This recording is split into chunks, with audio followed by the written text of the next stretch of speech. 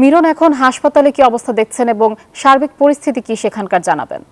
আয়শা, আমরা আগেই বলেছেন যে বরিশাল শেরেবাংলা মেডিকেল কলেজ হাসপাতালের মিড লেভেল এবং ইন্টার্ন চিকিৎসকরা কর্মবিরতি শুরু করেছে, অর্থাৎ এর আগে তাদের উপরে হামলা হয়েছে এমন অভিযোগে হাসপাতালের কর্মকর্তা কর্মচারী এবং সাধারণ যে ইন্টার্ন চিকিৎসকরা তারা কর্মবিরতি শুরু করছে এবং যতক্ষণ পর্যন্ত তাদের নিরাপত্তা নিশ্চিত না হবে ততক্ষণ পর্যন্ত তারা কর্মবিরতি পালন করবেন এমনটাই জানিয়েছেন।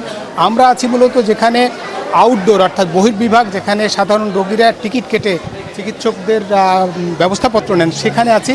কিন্তু এখানে অসংখ্য মানুষ কিন্তু লাইনে দাঁড়িয়েছিল, তারা চরম দুর্ভোগে পড়েছে। অনেকে নামাজ পড়ে অর্থাৎ ফজরের নামাজ পড়ে এখানে এসেছেন এবং তারা বলেছেন যে এখানে টিকিট কেটে তারপরে ডাক্তার দেখিয়ে তারপর ফিরবেন, কিন্তু এখন পর্যন্ত যেহেতু এই টিকিট কাউন্টারটি বন্ধ রয়েছে ফলে তারা চরম দুর্ভোগে পড়েছেন। অন্যদিকে হাসপাতালের পরিচালকের সঙ্গে আমরা কথা বলেছি, তিনি বলেছেন যে সকাল 10টায় অর্থাৎ বহিরাগত এবং সাধারণ শিক্ষার্থী নামধারীরা হাসপাতালের যে চিকিৎসক এবং কর্মকর্তা কর্মচারীরা হামলা চালিয়েছে, তার প্রেক্ষিতে ইন্টার্ন চিকিৎসক এবং মিড লেভেলের চিকিৎসকরা সেবা দিচ্ছেন না, কর্মবিরতি চলছে।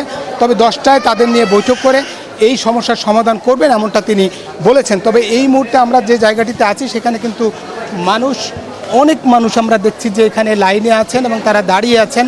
তারা বলছেন যে একটি সেবা খাত অর্থাৎ বরিশাল শেরেবাংলা মেডিকেল কলেজ হাসপাতালটি হচ্ছে বরিশাল অঞ্চলের সবচেয়ে বড় চিকিৎসা প্রতিষ্ঠান, সেখানের সেবা যদি 1 ঘন্টাও বন্ধ থাকে তাহলে চরম দুর্ভোগে পড়তে হয়। এই মানুষগুলো দূর দূরান্ত থেকে এসেছেন, তারা কিন্তু দুর্ভোগে পড়েছেন এবং এখানে আমরা বয়স্ক, শিশু এবং নানা বয়সের মানুষ কিন্তু এসেছেন। তারা বলেছেন যে এইভাবে চিকিৎসা সেবা বন্ধ করে কোনো কর্মবিরতি করা কোনোভাবেই সঠিক নয়, তারা যেন দ্রুত বিরতি বাতিল করে সাধারণ রোগীদের সেবায় যেন এগিয়ে আসেন এমন বলেছেন।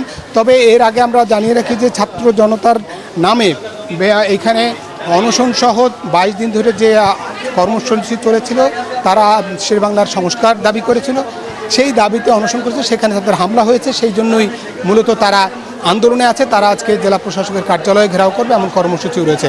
সব মিলিয়ে হাসপাতালের পরিস্থিতি যদি বলি, জরুরি বিভাগ চালু আছে এবং প্রশাসনিক বিভাগ চালু আছে, কিন্তু অন্য সব বিভাগ বন্ধ রয়েছে, ফলে চরম দুর্ভোগে আছে সাধারণ রোগী এবং স্বজনরা। এই ছিল বরিশাল শেরেবাংলা মেডিকেল কলেজ হাসপাতাল থেকে আমার কাছে সবশেষ তথ্য।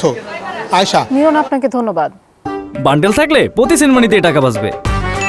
বিকাশ সেনমানি বান্ডেল কিনে জিতুন প্রতি লেনদেনে।